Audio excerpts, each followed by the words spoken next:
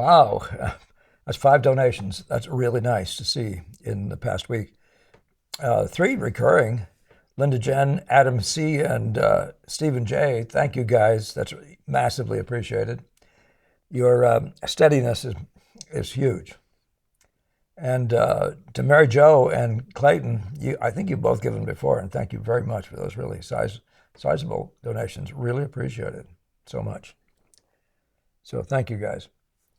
And keep it coming. I was informed that we're a little bit behind, maybe 5 or 6 videos behind in terms of covering the costs.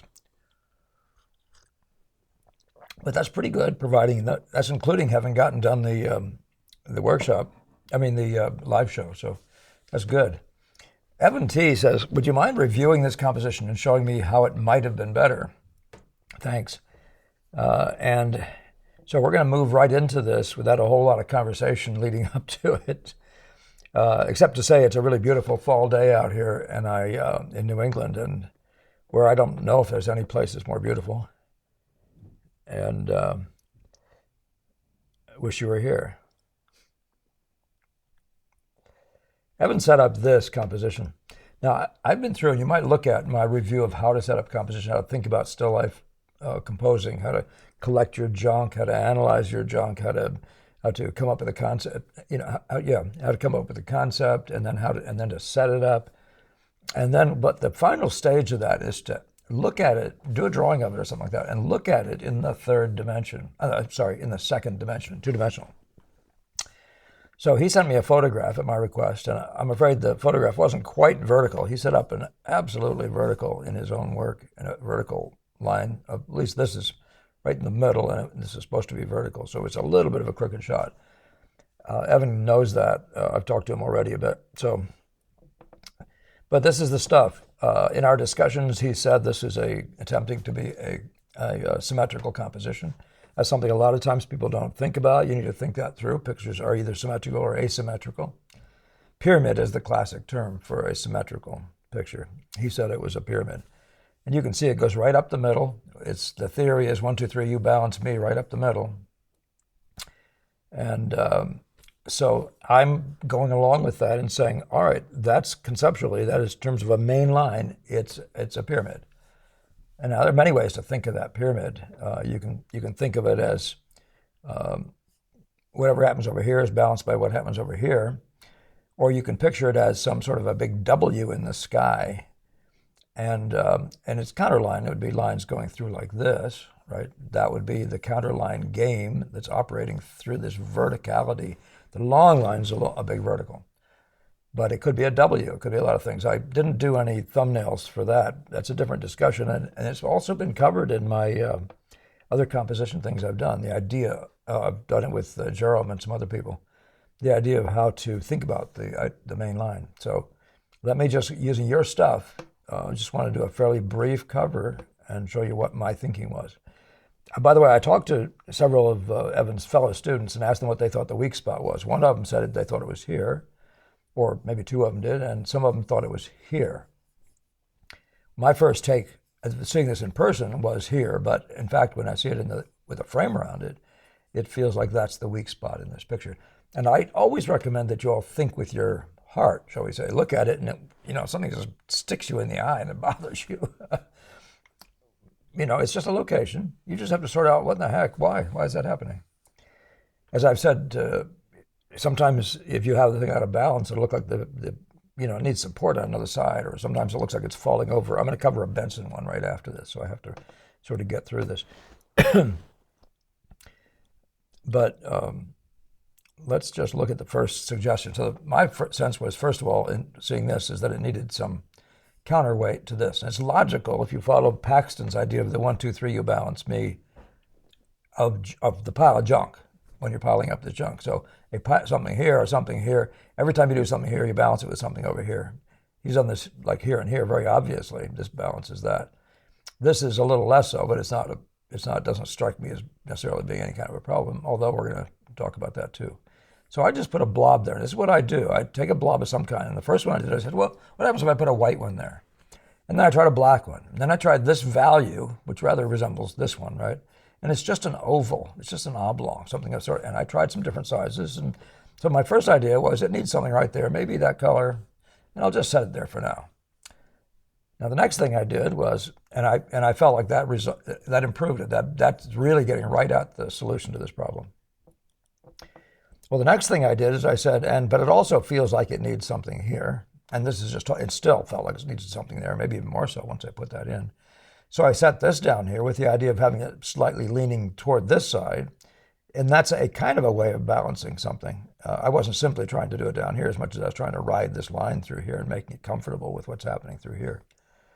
And so that was the next part. And this is in the class of when you're talking about the center of interest. I forget who says it, that it makes sense for all lines, so to speak, or all elements to have to travel through the center. So if this goes down to this, and then you put on the brakes and there's that, where is that pickup thing? Well, this light here does that, if that's actually a thing, and it looked like it was nicely improved. And by the way, I see that in Sargent sometimes. You'll see him do, say, a little girl in a portrait, and then above her head somewhere, just the right place, is this accent, this spot. Think about that and see whether it's so. I don't have a photograph here to share with you on that one. So that was the second part of this thing. So now I have at least a threesome of the lightest lights, right? I count these three. They suddenly stick out as being three. This felt more like two, although you could have said that was three, but that started throwing it out of symmetry a little bit, although this balances that, so it's not really doing that much. But when I put this in, I was very much more pleased that these three dominate, and then these two guys are different counter players on either side and that sort of thing. So the next thing I saw was that this wasn't busy enough, and it looked like it needed to maybe cover more territory. And again, I grew this thing bigger and did other things to it. Finally, I just made it a second one. And at that point, I saw what we were dealing with, that the reason these things actually work at all is because they begin to relate to it, these things, and then that whole thing begins. You see, the whole thing is spots of dark on lights and middle tones. And that was, I mean, obviously these guys are spots of light on darks and middle tones. This is a different game, but nevertheless, you can begin to see how we think about things that relate. This is now beginning to be synchronous with that. And so there's that play. And I was also toying with whether it was the right angle, and I couldn't improve on that angle. I wasn't trying to bore us to death by making it exactly horizontal. But that is kind of the way this counterline is working. There's some horizontalness, horizontal. Even this is a horizontal here and here and here. So this horizontalness is already built in. So that's probably why that felt reasonable at that point. But so this is a smooth, continuous thing on the top of this one, whereas this one has 2 points, and that gives enough difference for them to feel comfortable that you're not boring me to death. And then lastly, I hope I did this right.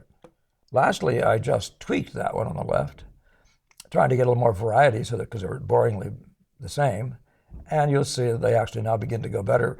And at that point, you, the artist, can, and by the way, this is something that is latent, it's potentially there. You can find a plant that'll do that, for example. I wasn't trying to. I was just trying to find out how big, what value, and how busy, and how much, And then again, the shapiness, the angle, tilt stuff makes it much more interesting and more pleasing, in the same way as all these varieties are happening through all the other spots of darks, every place you see them. So that's the larger thinking that I went through. Now, this is just trying to remind you that there are games within games. This painting here has dark spot games, patterns, spits, that sort of thing, all over the joint. There, we're doing fun stuff. So that's the way I think about this. And finally, I was feeling a little bit frustrated with this piece here. And the last thing I did, and I forgot to share that with Evan this morning, was I just added a little piece of straw to it. And now you could have added 2 straws or 3 or made it more interesting in some way. I didn't want it to be very interesting. I just wanted to make it a little more interesting. And I had in mind that it might feel nice to break that line, but I probably played around with it a little bit. But you see what I'm doing? I've just made a thing very straight, so that's like these guys here, part of the sort of the straight system, also tilted angles. And I just made it the skinniest thing out there so that it wouldn't dominate in an unpleasant way and start a new problem. Okay, so that's my thinking. Take it or leave it, but I just wanted to make sure we got through that. Evan and my in-house crowd had a good visit with this stuff this morning, so we were able to talk it over. But if you follow me, that's the way my mind works. When I laid this plate down here, this is just an oval shape again, this time a white one. I was just trying to make it synchronize with this. I could have tilted it this way or that way. The only thing I might add to this is I might have made it busy. But it might have taken a plate with a pattern in it, or even set a thing on it. All of which would have made this area a little more interesting, which would probably bring it forward in a good way.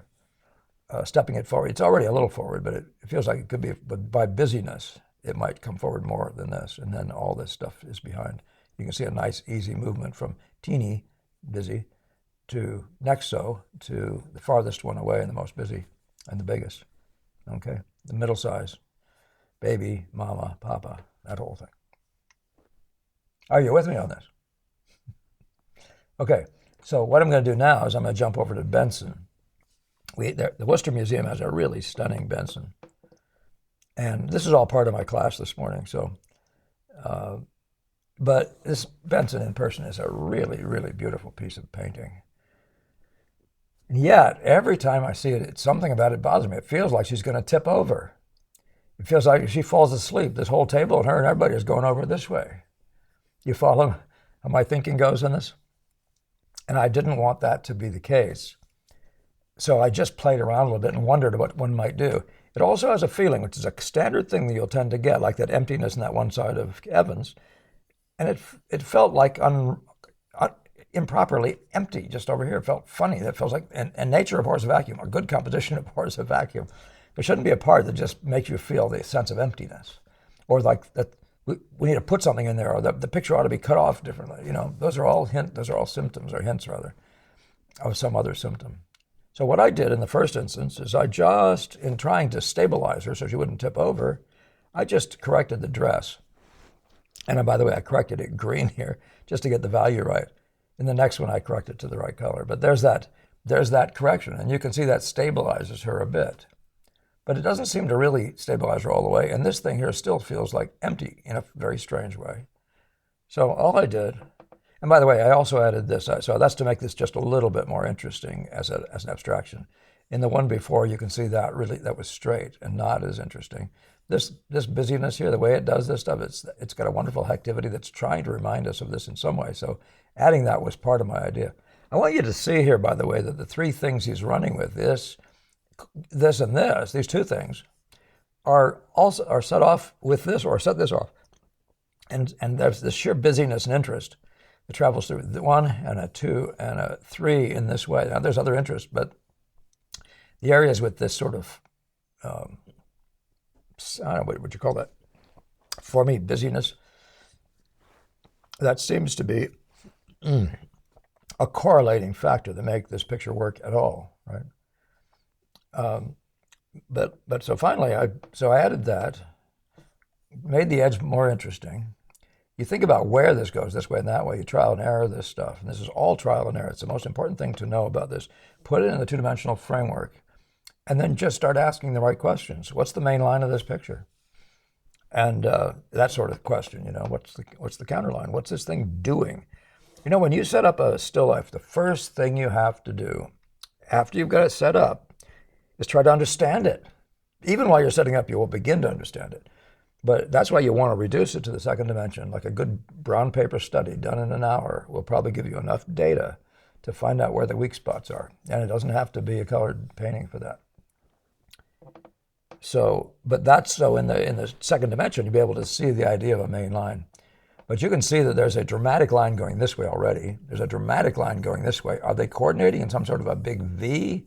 Is that what the game is? Or is it a zigzag going through here? Do you see what I'm saying? So that's a big line. Well, as massively, there's this tilt. Right? So tilt, you're not getting away from this tilt, which is reinforced by this stuff here. So if you follow me, even this stuff cutting off the corner over here, relatively speaking.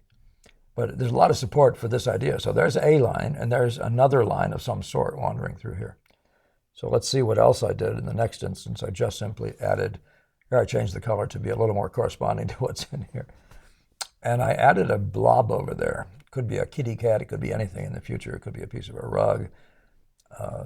I don't know that I explored this darkening or lightening this value, but that's another sort of piece of the question, one might ask. But what it did is it extended this line quite a bit, right? And but it ends the problem of feeling like it's going to fall over. This thing can't fall over. It has a stabilizer right here. And my theory about what's actually happening now is that this picture has already had plenty of stuff going this way, right through the picture, like this going to this stuff here. It's had plenty of those, but it hasn't had enough going back this way. It hasn't had enough stabilizing. So this is now stabilizing through here. And this is now stabilizing. You see how this goes to this? This now begins to stabilize through here. So all we've done is we've created a series of counter diagonals to set against these, all of which go nicely in the general sweep of things. The general sweep of things, what is that? The same old thing that's going plowing through the picture, this thing. So you figure that out for yourself. The one thing I'm trying to get people to get their heads around, though, is there's a kind of a logic to these pictures. When a picture is in unity, it's either in very obvious unity, meaning it's so obvious that, like, you put an apple here and an apple here, any perfectly even shape in the middle, and set these apples up the same way, and there's a perfect unity harmony. That's really boring. So you have to find out that underlying harmony that's there, even when those things aren't living that way, when they aren't that perfect. So yeah, you figure out what the, in your own activity with pictures, and if you ever see that in a good painting by a good painter, and that was a question one of my students was considering this morning, whether this was one of his early works, before he'd figured out composition, and it's entirely possible. I have a feeling it's not, or the earliest works anyway. It seems to me I must have looked that up too, but his daughter feels a little too old for him to have it. Unless she's 15, she looks older than 15 by quite a bit. So, in any case, this is the way my mind works. It does require you to have certain standards, the ideas of a center of interest, the idea of a main line, counter line, the idea of blurring your eyes and seeing the distribution and the pleasantness of the distribution of spots. It requires you to understand the idea of play, like these double lines, these triple lines over here, the sets. It understands you to, as actually the verticals, or maybe the straight line markers, what they do as a set, those kinds of things. You have to get to know those sorts of things to be able to really, you really need to think through composition. There's a lot. There's a lot going on. And Degas is a wonderful example of how it works as he gets to his 60s, shall we say, somewhere in that age zone. Yeah. So thank you, Evan, for that question. Thank you for bringing that in and being willing. You guys who want to do this, I'm happy to look at your compositions, and you can test me out, try me out, see if it works, if what I'm talking about works for you. But I also do a composition class, and we're going to be beginning to do a fundraiser for this building that I'm putting together for a regular atelier, but also for summer workshops. And we're in the midst of doing it. We got a slab down, and we got the first couple rows of logs, and we're going up. Got windows ordered, but we are going to need some funding to do some stuff. And what I was going to say is the workshop I do in composition would be one of those things I'd make available to you as whatever you donate. That composition thing is an 8-week workshop is $450, and so any amount you contributed to us could go toward that 8-week workshop. And so yeah, and there'll be other things like that offered. Hopefully this is going to be out very soon. I'm working on putting together another video talking about it. So, all right, well, that's me solving the theoretical problem of a picture that looks like it wants to fall over, and not arguing that it's the perfect solution. It's just a tentative one, but you'd have to work it out even further. But in any case, all right, guys, that's the story for today. Thank you all for your subscribing. It was great seeing you all during the live stream. Thank you for sharing, et cetera, liking, all the above. All right. And I guess that's it. I'll see you in the next one.